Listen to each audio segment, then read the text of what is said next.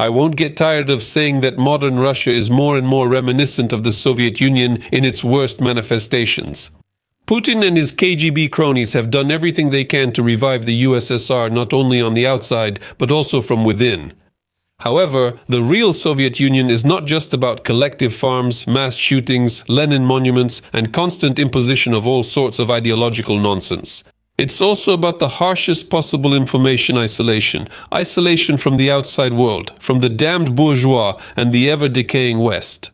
Otherwise, the brainwashing of the population is doomed to fail from the start. That's why today we'll talk about how the Russian authorities are tightening their grip more and more on the last island of freedom and free thought, the Internet.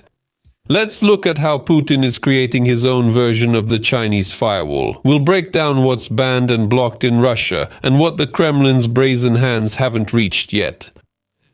And of course, we'll analyze what the future holds for the global Internet in Russia over the next few years. My name is Semyon, and this is the Megashot TV channel. Let's look at Russia through Orwell's eyes. Cheburnet, I'll be damned.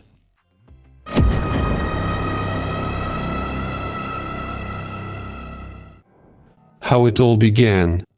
Internet censorship in Russia didn't start yesterday or the day before, but at least 15 years ago. И постоянно усовершенствовалась. It became more extensive and technically sophisticated. However, in the first years of the former KGB lieutenant colonel's rule, there was no serious persecution of the World Wide Web. Here's what sets Russia apart from China. China's Communist Party quickly saw the Internet as a threat to its power. As early as the mid-90s, it began deliberately building its famous firewall. The so-called Golden Shield system finally started operating in 2003. In Russia, everything is always done with a major delay. This is due both to traditional Russian carelessness and to the fact that all these security service guys didn't understand the true power of the global network, at least at first. Putin spent most of his first 2 terms building his own centralized power structure. And this primarily meant creating the United Russia Presidential Party out of nothing and then taking control of the State Duma. In short, all efforts were focused on creating mechanisms to ensure that truly opposition forces could never come to power through legal means. And for that, the newly minted master of the Kremlin first of all tamed the traditional media, and above all, of course, television. Because in those years, it was the TV on the nightstand that was the main tool for influencing the minds and moods of the masses. And in the early 2000s, only a few million people used the Internet. In the remote countryside, people had never even heard the word, but time marched on relentlessly. And even in the already neglected Russian provinces, unlimited internet and cheap Chinese gadgets appeared. And most importantly, a real internet culture emerged, one for which freedom online was not a privilege, but simply a normal part of life. Not only young people started to think this way, but also people in their 30s and 40s. In short, the island of freedom in the virtual space, which the security services initially didn't consider dangerous, suddenly grew to the size of an entire continent, and something had to be done about it. It wasn't acceptable for an ordinary Russian man to get information from the wrong sources. And what's even more dangerous, to draw some conclusions that weren't exactly pleasant for the authorities. All this freedom had to be stopped, and immediately. To begin with, in 2008, the main watchdog over all censorship, Roskomnadzor, was established. An agency that now operates both openly and quietly. Almost no material remains. All Russian IT specialists. This agency became similar to the Soviet Glavlit. Those viewers who lived during the USSR may remember that Glavlit was like an all-seeing eye not only in the world of print, but even in radio and TV. Without its stamp in the Soviet era, not a single newspaper, not a single book, not even a label on a matchbox could be published. Well, today in the digital age, the mentioned Roskomnadzor essentially performs a similar function. It is Roskomnadzor that the Kremlin has authorized to demand that providers block undesirable websites and digital services.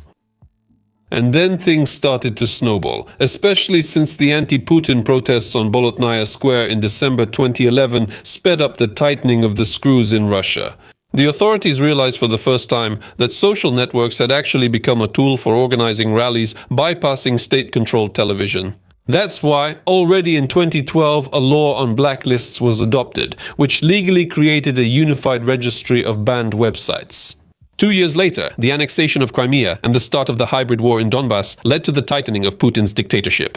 The Kremlin's leader played the role of a moderate Democrat less and less for the progressive West. And as a result, the Prosecutor General's office received the right to block websites without a court order for so-called extremism. By the way, extremism quickly turned into a kind of universal accusation, similar to enemy of the people in the USSR, because if desired, anyone or anything can be classified under this term. Whether it's participating in a rally in the center of Moscow or posting a comment on social media that the censors didn't like, basically anything at all.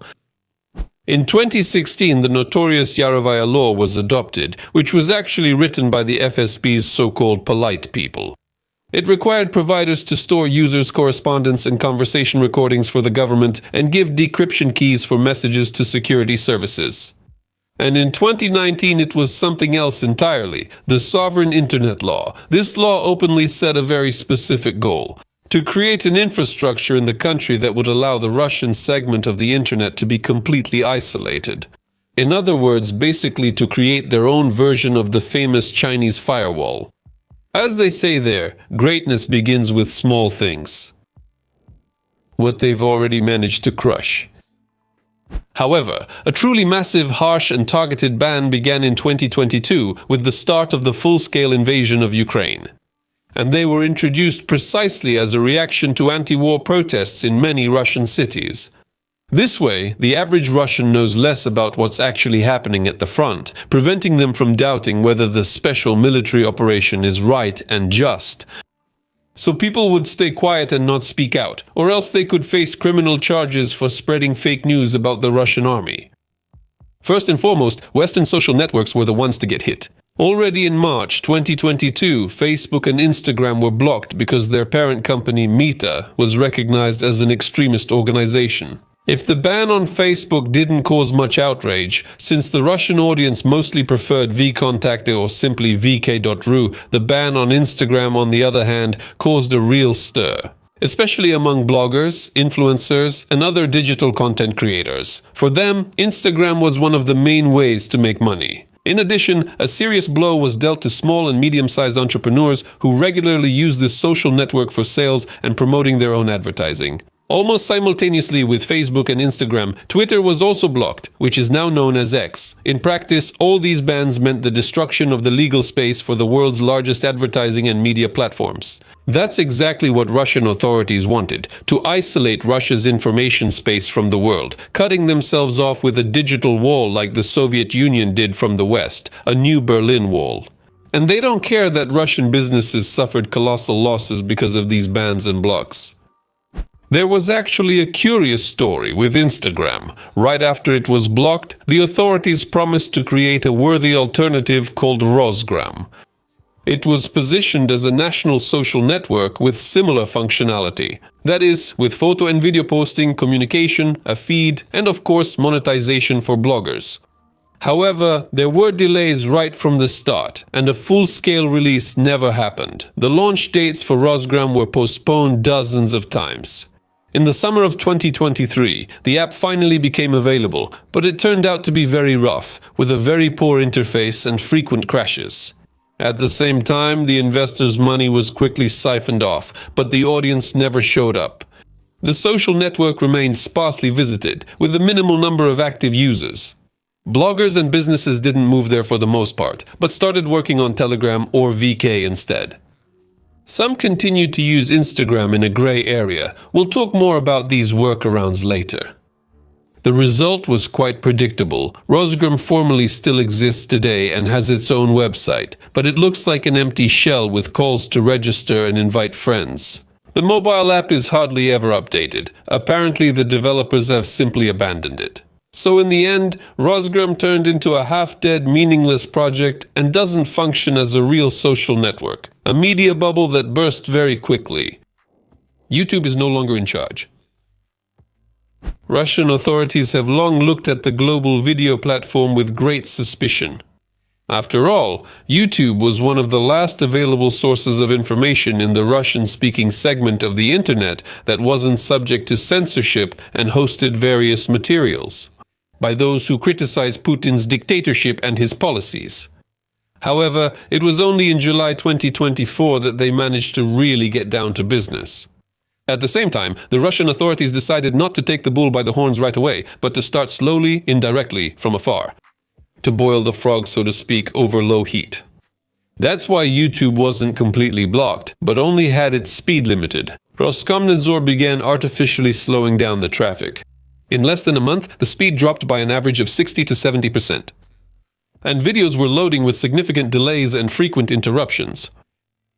At the same time, the official propaganda regarding YouTube was indeed mild, but it persistently urged people to abandon the harmful American YouTube and switch to proper national services like RuTube and VK Video, which, as you correctly guessed, were completely controlled by plainclothes people from Lubyanka. Plus, they had a bunch of technical flaws, including an extremely inconvenient interface and problems with monetization. As a result of these restrictions, in less than a year, the number of YouTube users dropped by more than half. Few people liked watching endless loading screens or connection errors. That's why many bloggers were forced to switch to inconvenient Russian alternatives or use a VPN.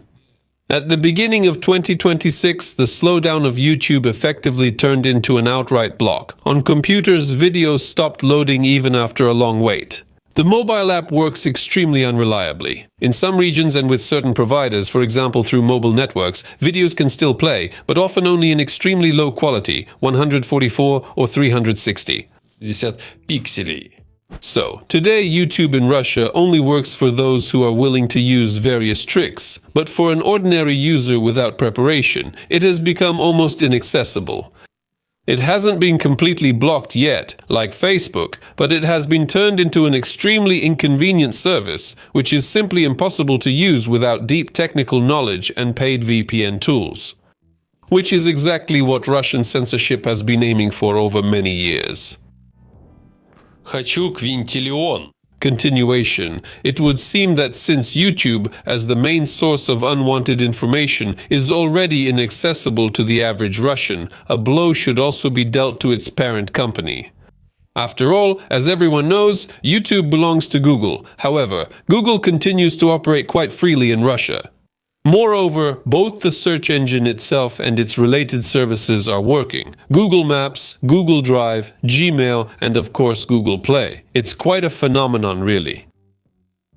The explanation for this unscientific paradox is ridiculously simple, and it's very typical for such an advanced high-tech country as Russia.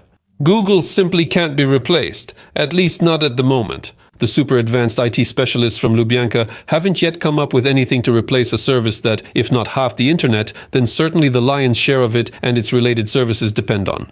To be more precise, the search engine itself can be replaced. With Yandex, this Russian search engine has been promoted by the authorities for more than a decade. For more than a decade, they've promoted it as a rival to Google's American product, but it hasn't succeeded. The service quality just isn't comparable. Although, to be honest, Yandex's reach is still growing every year, but today Google is primarily not a search engine, but the Android operating system. Almost all smartphones imported from China run on it, and more than 90% of Russians use them. That's why a complete Google ban would simply turn all these gadgets into bricks. As an option, of course, you could use them to crack walnuts. But they probably won't be able to do much more than that. As you can see, a pretty clear trend is emerging. If Russia managed to create some kind of barely functional substitute like RuTube or VK Video, then the original gets blocked. But if they don't have enough strength, they have to put up with reality, at least for a while.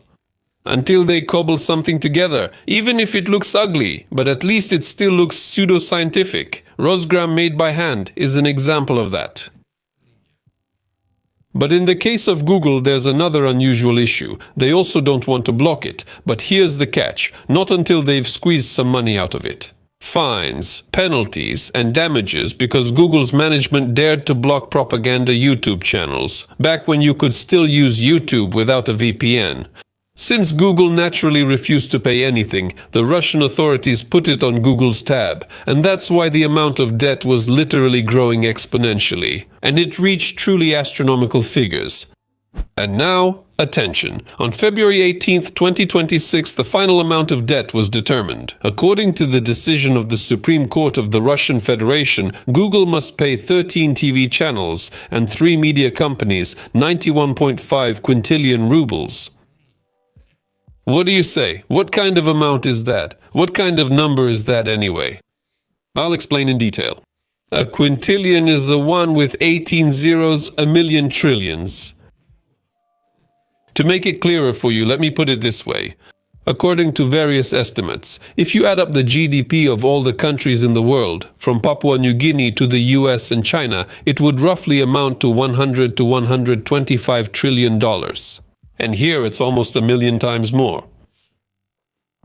You might say it's absurd, and it really is. Yes, it's absurd, especially since Kremlin propagandists can't even pronounce this number out loud. Apparently they're seeing it for the first time. But the point isn't that no one will ever pay such amounts, and it's not even about symbolically putting Google in its place. It's about taming those Western IT companies that are still operating in the Russian market, making them obedient and compliant. Because now, if the authorities don't like something, foreign businesses will simply find themselves trapped in endless debt. So the tool of legal pressure has turned into a tool of intimidation. It's so natural, so typically Russian. Его Величество Telegram. For a long time, Russian security services didn't touch messengers, except maybe Telegram. But more on that later. In general, it was believed that the main threat to the regime came from traditional websites and social networks. It was these that, as you've probably guessed, were blocked first, and technically it was much more difficult to block a messenger. Many IT specialists who worked for the authorities openly stated that banning messengers was like using a sledgehammer to crack a nut. A big effort for a tiny result. But with the start of the full-scale war with Ukraine, the situation changed significantly once again. Messengers, especially Telegram, essentially became the main sources of information. They were not subject to state censorship. Now messengers were no longer seen just as private means of communication, but as powerful tools for coordination between different groups of people. It is noteworthy that Telegram itself was used both by opposition-minded citizens, for example to exchange news, and by pro-government forces, such as the notorious Z-Patriots and other propagandists. And in general, in recent years, among educated and more or less critically thinking Russians, it was considered good form to get information specifically from Telegram. Therefore, after dealing with Facebook, Instagram and Twitter, and starting to throttle YouTube across the board, Lubyanka also turned its attention to messengers. Moreover, by that time the security services had become more technically savvy. The so-called TSPU systems started to be implemented. Technical means of countering threats. They allow for more precise filtering of internet traffic and more targeted blocking. In 2024, Signal, Viber, and the less well-known to the general public Discord were targeted, as well as Telegram. In fact, Signal was blocked precisely because, thanks to its unique encryption system, the FSB repeatedly failed to break it. That's why Putin's regime resorted to the well-known Stalinist method. No messenger, no problem. The world's most popular messenger, WhatsApp, lasted a bit longer. Here, the blocking was implemented in stages. First, in August of last year, it became impossible to use voice and video calls. Then, just like with YouTube, there was deliberate throttling of internet traffic and other technical restrictions. And since February 2026, Roskomnadzor has fully blocked it. Now WhatsApp only works in Russia through a VPN.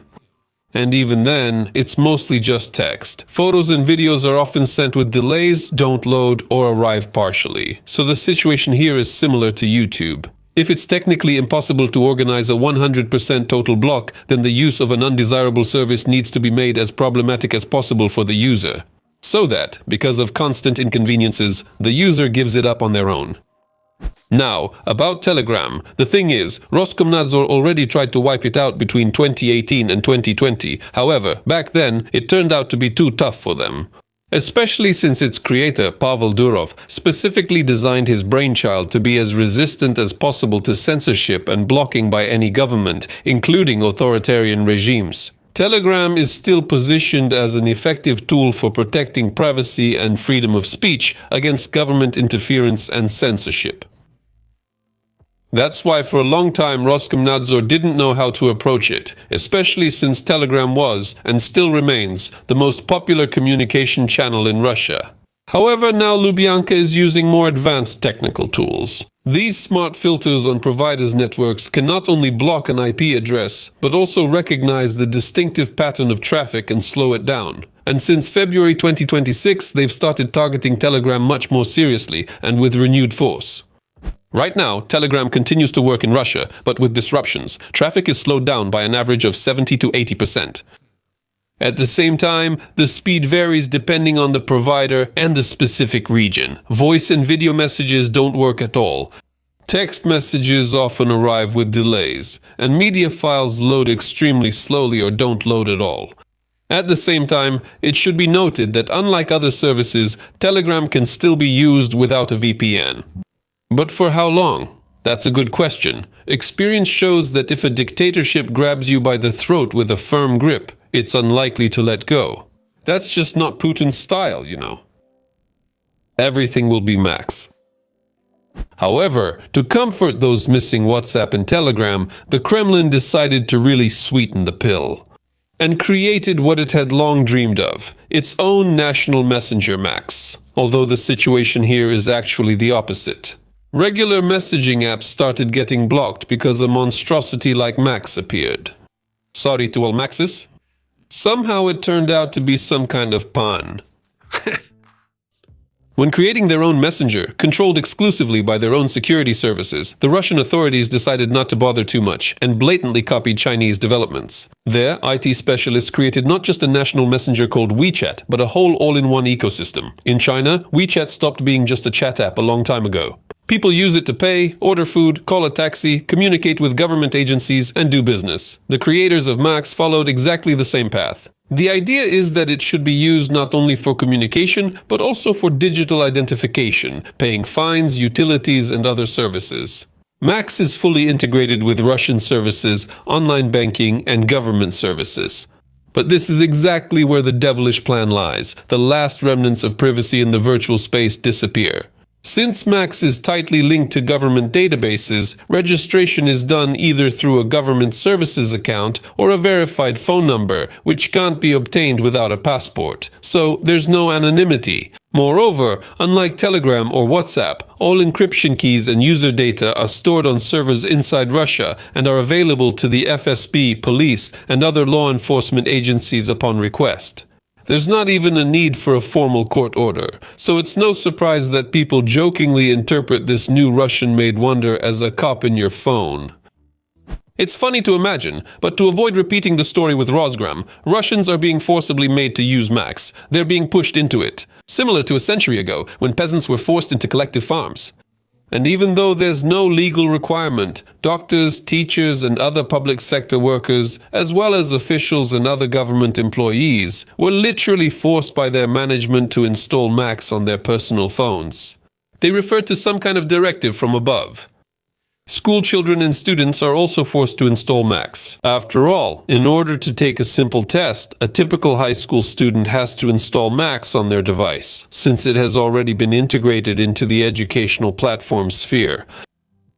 However, even that wasn't enough. That's why starting from September 1, 2025, every legally sold smartphone and tablet in Russia must have the notorious Max pre-installed. So now it's not just a messaging tool or a multifunctional digital platform that combines a bunch of services for the convenience of citizens.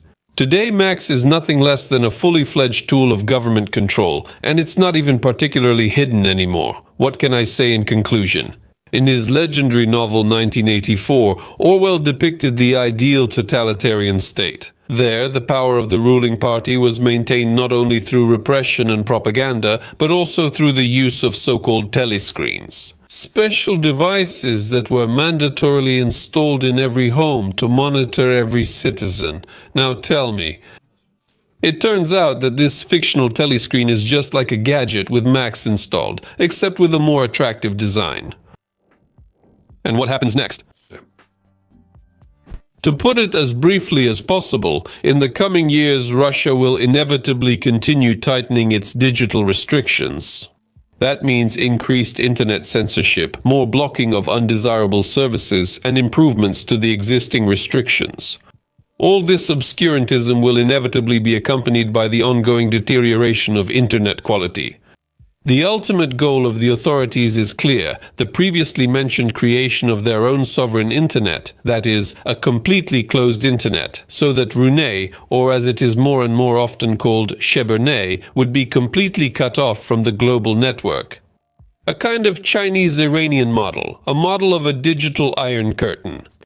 And the ongoing war with Ukraine is the perfect excuse for any planned bans. Everything we do is for the sake of security, period. However, in order to create such a perfect Cheburnet, the Russian authorities still have a lot of work to do. They should restrict VPNs and proxy services as much as possible, since these still let people bypass blocks, even if it's difficult. One new development in this area is the requirement that Russian online platforms and marketplaces are required to restrict access for users who have prohibited VPN services enabled.